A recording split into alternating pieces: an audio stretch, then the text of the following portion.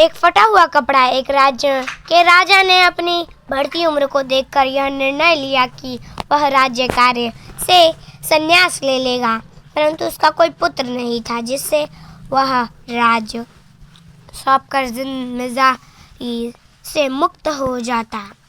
राजा की एक पुत्री थी जिसके विवाह की योजना भी राजा को बनानी थी, इसीलिए उसने मंत्रियों को बुलाया और कहा, जो व्यक्ति सबसे पहले इस नगर में प्रवेश करेगा उसे यहाँ का नियुक्त किया जाएगा और मेरी पुत्री का विवाह भी उसी के साथ किया जाएगा।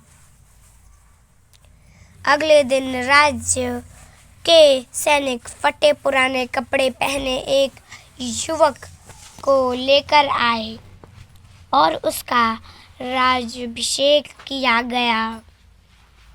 राजा ने अपनी पुत्री का विवाह उस युवक से कर दिया और राज्य की सारी जिम्मेदारियां उसे सौंप दी। धीरे धीरे वह युवक राज्य को बहुत अच्छे ढंग से चलाने लगा। राजा अपने जीवन के अंतिम दिनों में महल के एक छोटे से कक्ष कोठरी में चला गया। उस कोठरी में राजा हमेशा अपने कमरे में ताला लगाए रहता था और सप्ताह में एक बार वहां जाता। आधा एक घंटा अंदर रहने के बाद वह बाहर आता और फिर अपने कार्यों में लग जाता।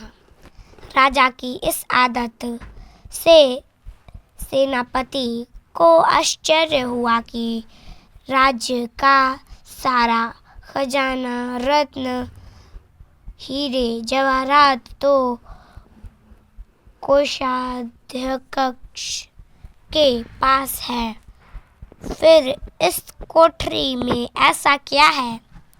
एक दिन सेनापति ने साहस करके राजा से पूछा, महाराज, यदि आप अनुमति दे तो बताइए कि इस कमरे में क्या है? राजा मुस्कुराए और बोले, सेनापति, यह प्रश्न दोबारा मत करना। धीरे धीरे रानी, मंत्री और सभी लोग भी जिज्ञासु हो उठे, अतः सबने आग्रह किया कि राजा कोठरी का रहस्य बताए। राजा ने सबको वहां बुलाया और अपने हाथों से दरवाज़ा खोला। अंदर कुछ भी नहीं था, बस एक फटा हुआ कपड़ा दीवार पर टंगा हुआ था। राजा ने कहा, यह वही युवक है जब मैं साधारण युवक था और इस राज्य का राजा नहीं था। जब भी मुझे घमंड आता है कि मैं राजा हूँ, तब मैं इस कोठरी में आकर इस कपड़े को देखता हूँ।